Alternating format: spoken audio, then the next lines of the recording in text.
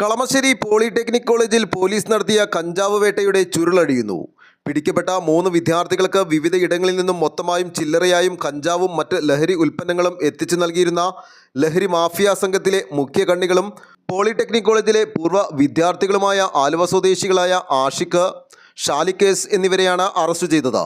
City police commissioner Putta Vimaladitya IPSന്റെ നിർദ്ദേശപ്രകാരം deputy police commissioner Aswathy Jiji IPS, Juvanapudi Mahesh IPS എന്നിവരുടെ മേൽനോട്ടത്തിൽ Thrikkakara assistant commissioner PB Baby, Kalamassery police inspector Latheef MB എന്നിവരുടെ നേതൃത്വത്തിൽ SI Singh, SI Sebastian P Chacko, SI Ranjith, ASI Binu, CPOമാരായ മാഹിൻ അബൂബക്കർ, ഷിബു, അരുൺ, ലിബിൻ കുമാർ എന്നിവരടങ്ങിയ പ്രത്യേക അന്വേഷണ സംഘമാണ് പ്രതികളെ പിടികൂടിയത്. ആലുവ ലൈവ് ന്യൂസിന് വേണ്ടി സിദ്ദീഖ് കാരക്കാടിനൊപ്പം സനൂപ് കളമശ്ശേരി.